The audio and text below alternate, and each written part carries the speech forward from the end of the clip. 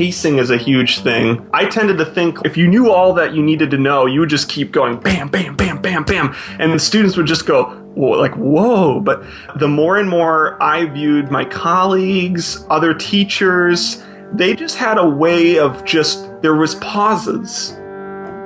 Welcome to another episode of Contrabass Conversations, your show covering life on the low end of the spectrum. I'm your host, Jason Heath, and I'm so glad to have you here today. Visit our site at contrabassconversations.com for all the details about what's going on here.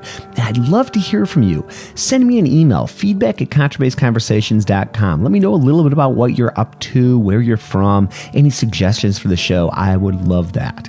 And this week, we're going deep into the topic of teaching. We're talking private lesson teaching, public school teaching, university level teaching, and teaching with a long-term focus about working with a complete musician way beyond the notes that are just on the page. And you can learn more about the topic of teaching at contrabassconversations.com/teaching. This is a new thing I just put out this week. Super excited about it. So give it a visit. Share it with students, share it with colleagues. It's a compilation of everything I've learned through these hundreds of interviews, resources, repertoire, recordings to start with, beginner, intermediate, advanced tracks, and it's evolving over time, so check it out. And I know you're going to love today's episode with Dennis Bergevin. Dennis is quite a bass player, as you'll hear from the Bach excerpts we got in this episode. He majored in music education at SUNY Fredonia in Western New York State, and he took a job as an orchestra director in Michigan while performing as a sub in the Grand Rapids Symphony and other groups in the area. And most of you know, I was also a public school orchestra director. I did this for 7 years in suburban Chicago. And Dennis and I dig into what's satisfying about that kind of job and how to balance it with bass playing. Dennis discovered that while the music component of a job like that, an orchestra director job, was great, what he really connected with was offering advice and guidance to his students, which is something that I totally felt about that job as well. While we're teaching music in a role like that, what we're really doing or should be doing is connecting with these young people and guiding them through their journey, through finding their path and how to incorporate music into that path. So Dennis has transitioned out of that orchestra director job and is now training to work in guidance at the university level. And for the next couple of episodes this week, we're going to be talking about teaching at the university level. And my conversation with Dennis is a great segue into that world. And it's amazing the opportunities that exist at the university level outside of being a professor of a particular instrument, and how critical roles like advising are in shaping the direction of students' lives. I clearly remember my experiences talking to Ross Beecraft, who's the head of admissions at DePaul University, where I used to work. Not only is the head of the admissions at DePaul, he's the principal trumpet of the Elgin Symphony. He's a major contractor in the Chicago area, and he's working with students. Ross is working with these students, but in a quite different capacity than what we usually think of. But think about how critical a role somebody like Ross plays and Dennis will play in the direction of musicians' lives. This is a conversation near and dear to my heart, and I know you'll enjoy it.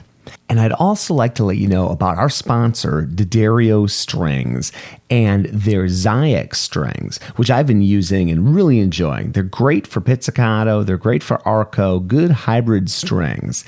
They're in medium and light gauges. They're made in the United States, designed, engineered, and crafted at the D'Addario String Factory in New York. So check them out, and thank you, D'Addario, for sponsoring the podcast. All right, here we go with our interview with Dennis Bergevin.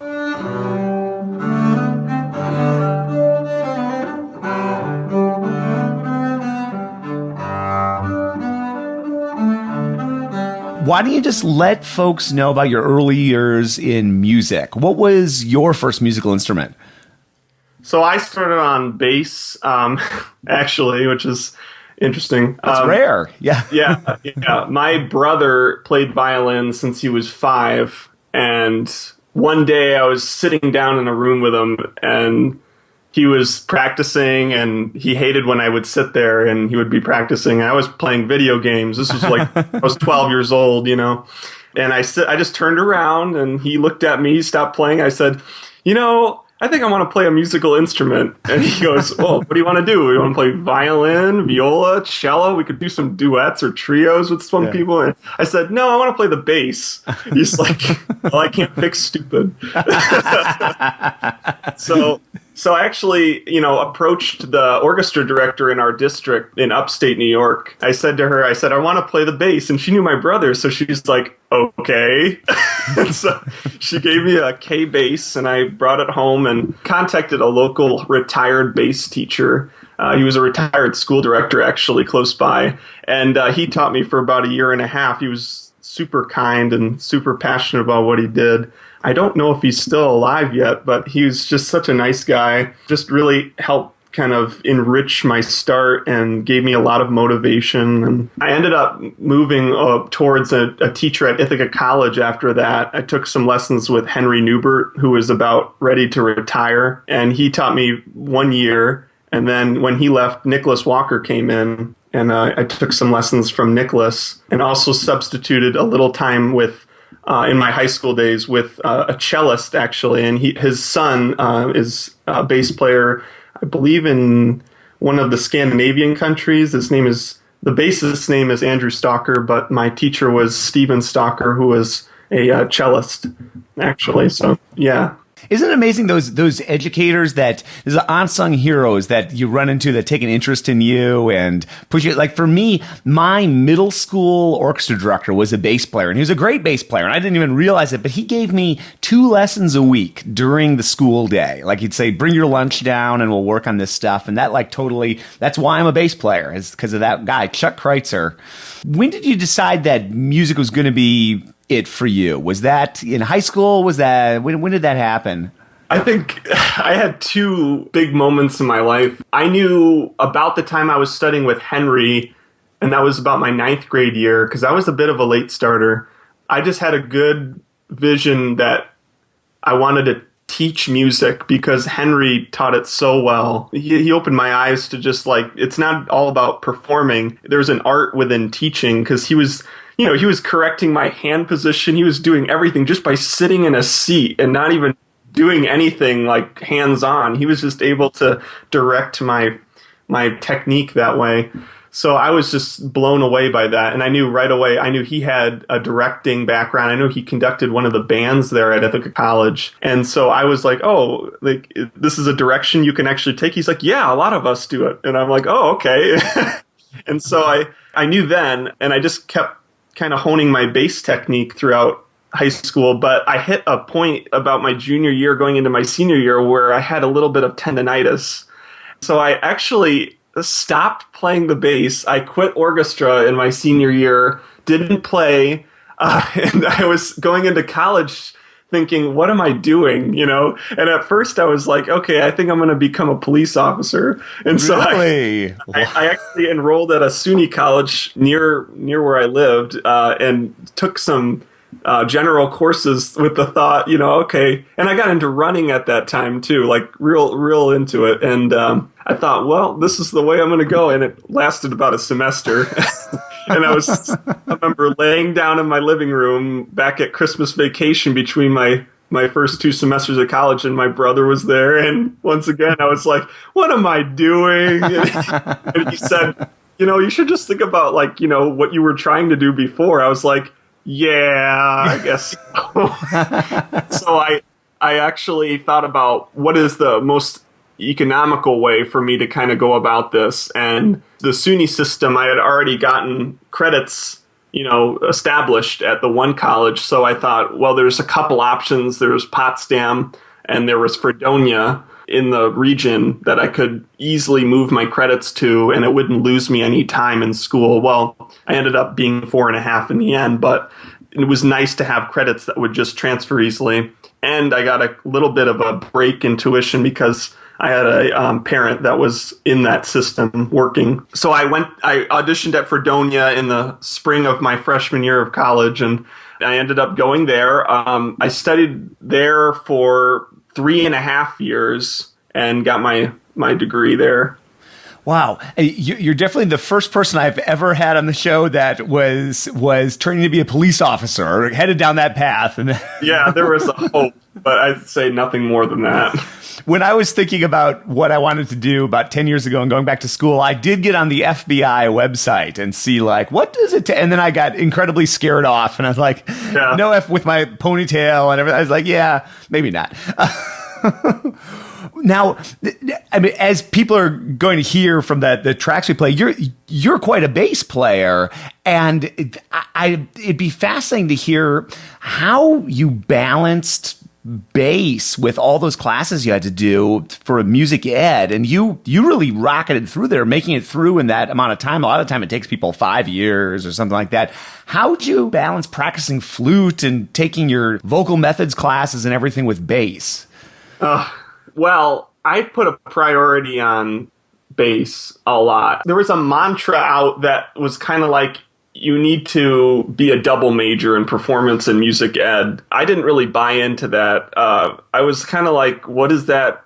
You're getting a piece of paper in the end that says you're a performance major, and it doesn't push me in going that direction. And there was an easy outlet for Fredonia music ed majors because they got hour lessons. There wasn't a stipulation you got any less than that. So I just pretty much prioritized in my day that I was going to have to practice, and I loved it. It wasn't like it was a chore for me. You know, I put in my time on percussion methods and flute and trombone, and I practiced that. I remember practicing percussion. My practice room for bass in my storage room was right next to the room you could practice for percussion, and I was practicing percussion even when I wasn't, because I was hearing all these people do it wrong in the room next to me.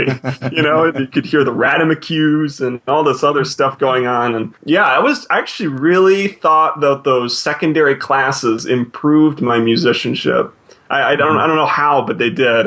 It was kind of like you were freaking out, but you were actually doing a justice to your own playing. Well, it makes you go back to the beginning, I think. I mean, I remember when I went back to school, I arranged all the instruments I had to work on that day in a circle. I had this nice big room at DePaul, and so I had my bass there, and then I had my oboe, and then I had my trombone, and then I had my snare drum. And I remember people walking in and just being incredibly confused, like, what weird... Because most of them didn't realize I was back at school for music ed. But yeah, like going back to the beginning and figuring out it resets your brain or something. It's really, I think it helped me with my musicianship too. That's interesting. You finish up school and you moved to Michigan and started teaching in the public schools. What sort of job did you have? What was that gig like?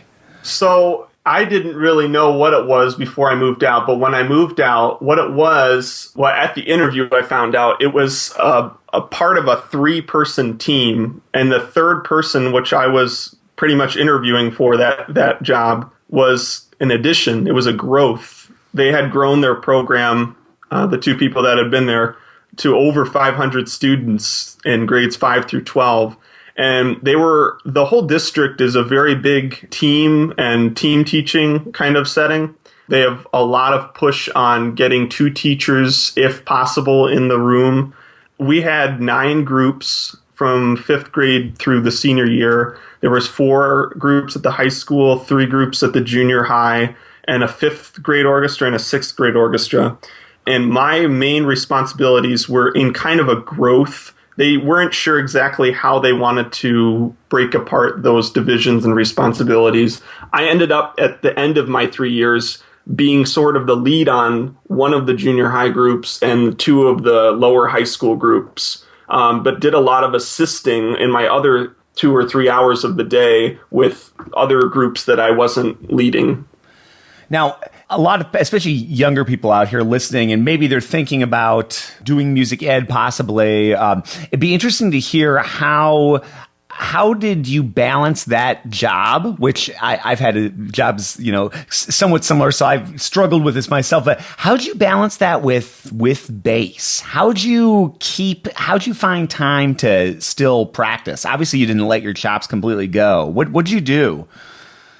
Well, I was really fortunate, and I have to thank a couple people, because when I first moved out, I was a little proactive, and I looked at what kind of playing opportunities I would have out there. It's a backstory, but my brother, as a violinist, had been playing in the Syracuse Symphony before it had gone kaput. Right. And his stand partner was the wife of now the principal bassist out here in Grand Rapids, and he was actually a former section player in Syracuse. His name is Chris Hamlin. And I contacted Chris, and I said, I'm coming into the region, and I'd love to play in this Grand Rapids Symphony. And so we set it up and had a little audition so that I could work as a sub. And I started doing that right when I was teaching. So right when I moved out, 2 months in, I'm starting a teaching career, and I'm in a section. And that was an eye-opening experience. And I think things like that sort of catapulted me to think, okay, I have to set a strict schedule about practicing because I can't just walk in. That and private teaching really got me to be like, okay, I can't just step into the classroom or the private teaching or the section playing thinking I'm just going to unzip my bass and just go out there and kind of do it, because it will not work unless you have a pretty decent practicing schedule. And by decent, I mean some days I'll have 30 minutes and I'll just kind of prioritize. There's some scale work that I'll do for that week, or there's some times that I'll just be like, okay, I really got to figure out some part in this excerpt or this piece or whatever, and use any resource I can give myself, which I've been very lucky that I have some sort of a way of going about without a lot of direct contact with a teacher over the years. So I don't know if you experienced this at all, but when I went back to school and started teaching, and all of a sudden I was doing these 40, 60-hour weeks, I think that was when I realized how inefficiently I used to practice. Like, I think I actually became a much more focused musician in the practice room because I only had 20 or 30 minutes, but man, I would use those 20 or 30 minutes. I was like a practicing Jedi master. Like, I'd be like, all right, I got this time. I'm going to do my stroking. I'm going to do my boardwalking. I'm going to work on this one thing. I'm going to video record myself for 5 minutes. I'm going to watch it back. Oh, I wanted to work on that. All right, done. Boom, go teach. And I don't know, when you're in music school, sometimes you have the luxury of like 2 hours, 3 hours, 5 hours, all day, whatever. But sometimes just holding your feet to the fire like that with the job it just moves you to the next level in terms of practicing. And I love what you said. It's so cool that you set something up and you played right when you got to town. And first of all, your students, especially the older ones, probably that gives you some legitimacy because you're actually out there doing it. And then it gives you an external goal, like that gig that you're going to play or the student you're going to teach. You don't want to show up and just hack through on stuff. So that's cool. That's good. A good lesson for people listening out there. Was there anything unexpected when you got that job that you were maybe not anticipating in terms of being a teacher, where hadn't been expecting in the teaching job? It's funny. I ended up liking things that a lot of people kind of felt like it was more routine. Like, I loved even though it seemed like something you had to do, like the professional development, all the things that had to do with learning and being a student, it was really interesting to me. The things that were different, though, in New York, where I was trained, they have a lesson system where they break out throughout the day in small group lessons, and then they have orchestra as one of the periods of the day. In Michigan, it's every hour is a large group. And that was a huge transition to me. I mean, across the country, there's a different way of doing music education and how they, formalize it. And I had trained myself a lot on learning the other instruments, like violin, viola, cello, and not so much on conducting. That was a big change. And being in front of large groups, I think it was really startling at first to just be in front of a group of 60, 70 high schoolers and not 30 or, that was like, okay, The tuning process was a little bit at first. There wasn't a clear way I wanted to go about it because, at times I was like, okay, this is going to take like 20 minutes. And I think it opened me up too because I was just, a little bit green coming in. So that was just like, whoa. It's a skill you learn quickly, and especially that's very similar to my teaching experience. I think Michigan and Illinois have some similarities in terms of the group size. And folks listening out there, if you're not familiar, Michigan is one of the best states, or has a reputation as one of the best states for music ed. Great programs across the state. But yeah, getting up there, I think my largest group that I had was 130 with everybody combined. And you get up there with 130 teenagers, and if you don't get their attention, they will find ways to direct their attention. That won't be a problem, whether it's their phone or their friend sitting next to them or whatever. But yeah, and now, and we'll get into this in a second in terms of what you're doing now, but maybe some takeaways in terms of just like leadership in a group like that. What were some techniques you developed just to command that respect on the podium or that attention on the podium? I think there's expectations that are for the students, but I think also pacing is a huge thing. I tended to think like if you knew all that you needed to know, you would just keep going bam, bam, bam, bam, bam, and the students would just go like whoa. But it really is this way of like breathing, and I think it wasn't obvious to me in the teacher's shoes. But the more and more I viewed my colleagues, other teachers, they just had a way of there was pauses and there was a direction of attention to whatever concept they were moving to or whatever they were about to say.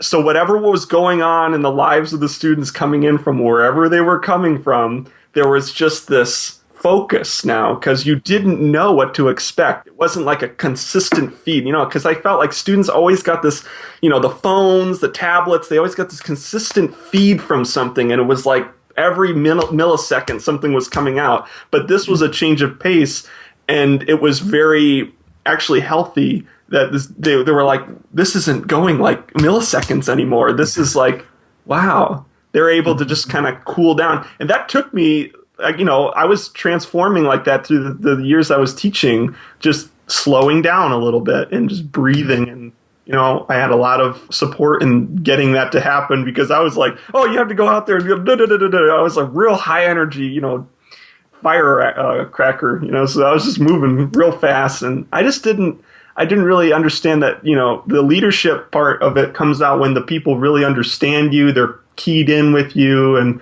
it's complete. Yeah, it's sort of that almost nervous energy, like going out and playing an audition or something, and then like you get more comfortable playing in front of people, and you realize, oh, I can take a pause. I can, and it's cool to. I think what you're describing is what a lot of people experience with teaching. It's just needing to fill the silence, or like if you're learning to improvise, you gotta fill every second, and just getting comfortable with that rhythm. It's a fascinating process. What made you decide to go back and pursue administration? Maybe tell everybody what exactly you're starting right now in terms of schooling, and then what inspired you to do that? So I'm currently doing a graduate degree in college student affairs leadership, which is, if to an outsider, what is that? It's higher ed administration. And I'm currently working as a graduate assistant in an academic advising role. In my college years in undergrad, advisors were super helpful because I went in thinking I was going to be a cop and freaking out. And then having those like first month freakouts, when I got to college, and the first college I went to in New York was just really helpful and kind of like calming me. And because I wasn't a musician in that realm at that time. And then when I got to Fredonia, I had a lot of nice advising experiences with not only faculty, but with just staff. And also, it just fascinated me that there was a lot of people that worked at a college setting that you don't open the paper and just figure out that there's jobs like that out there. Like, they're there because you've gone through an admissions process, but there's admissions officers, there's Greek life, there's housing, there's all these things that are very interesting to me. And like, they all just were there with lots of knowledge, and you just never really, open the book and figured out about them. And so I had this thought logged back in the back of my head, like, I would love to just know more about that, And so teaching for 3 years, and I had gotten married and kind of settled into the area, I said, well, I think at this point, this is a time where I'm able to explore and figure out kind of where my master's degree is going to be. Because previously I thought I was going to do bass performance for quite a while. Before I even got the job in Michigan, I had pretty much put my deposit in to study bass performance at a grad program, and then withdrew the deposit and moved out to Michigan. Yeah, it's funny, but as I was teaching, I was finding that students and the way they are and why they decide things in their lives with college or with just life in general, it became more of a priority in my classroom, just the student-centered focus than the actual content. I thought I was going into teaching orchestra to teach, this piece or this way of fingering or this or that. And that was a big focus too, but it became less than the overarching focus of what is the student really about, So I think this is sort of an exploration of, well, I thought about this for a while and I want to see more about it. Yeah. I love the way that you put that. That's a similar experience that I had teaching. At first I thought, it's going to be so great because I love music and I'm going to show them all about these great pieces. And that's all true. But over the years, it became so much more about just the relationships with these students and getting to know them as people. And that ended up being the most satisfying part of the job for me, is just kind of being on the journey with these people and finding ways to help them. And sure, I'm a musician and sure, music's what we're mostly talking about, but not exclusively. And that's really cool. At DePaul University, the head of admissions, music admissions, has a really fascinating and satisfying life to me. And people listening out there, and you might think Dennis is talking about this job, you can still incorporate music into your life with a job like that in so many ways. Like this guy, Ross Beecraft is his name.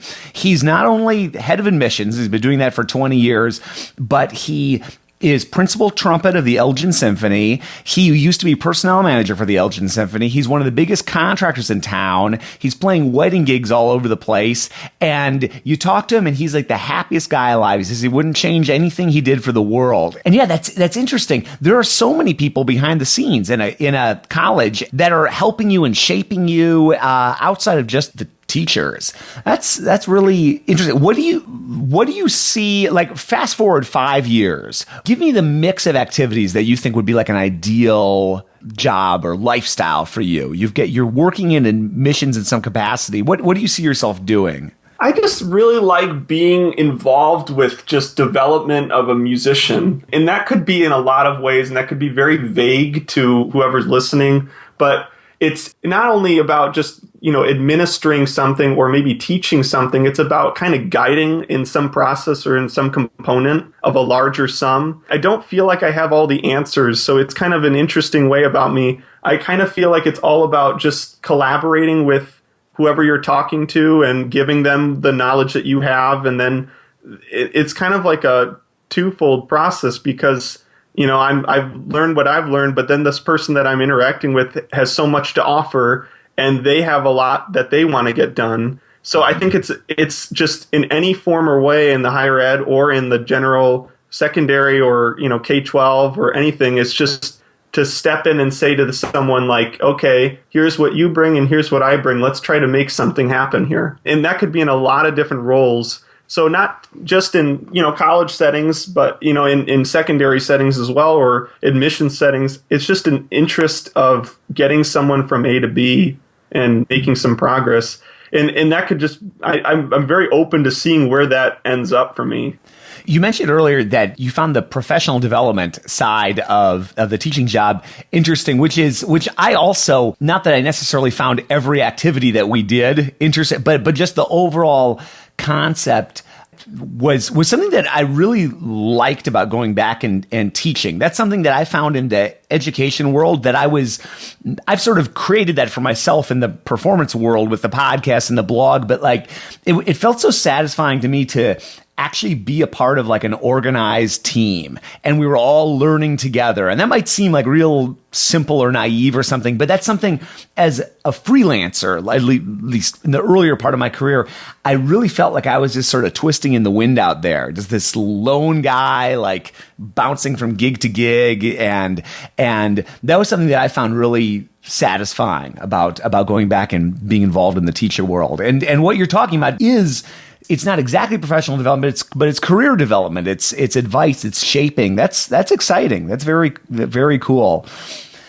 What advice would you give your, let's say you can pick the age, 16-year-old self, 17-year-old self, now that you've been around the block a few more times? Do you have any advice you'd give?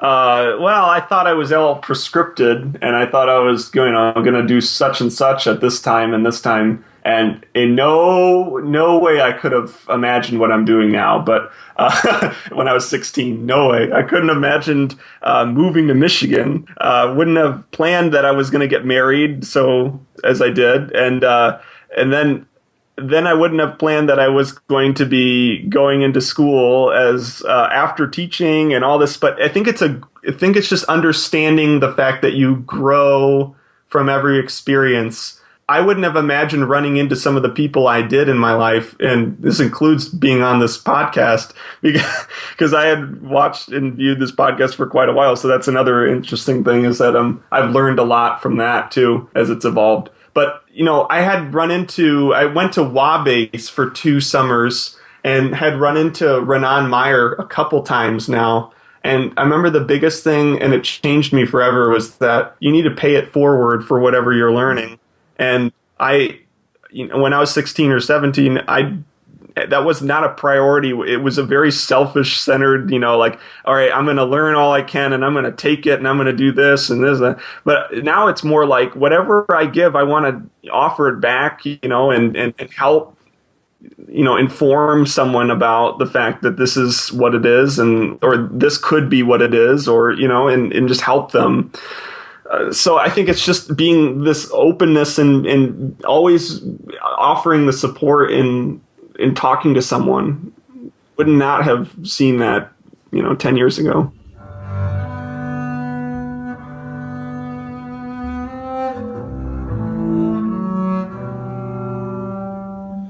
Well, thanks again, Dennis, for chatting, and check out the show notes for more links about what Dennis is up to. And thank you so much for tuning in this week. I love doing thematic weeks like this. I find it really satisfying and interesting to weave these stories together. And I'd encourage you to check out contrabassconversations.com/teaching for more information on teaching the bass, teaching in general, where to start, what to offer in terms of advice for beginners, intermediate students, advanced students, and jazz resources, classical resources, books that'll help you shape the direction of your career. I'm going to be updating this resource over time. I think I've already done almost 30 revisions of this, so it's going to be something that's going to grow and change. So check it out. And thank you again for tuning in, and we will see you again soon for more life at the low end of the spectrum.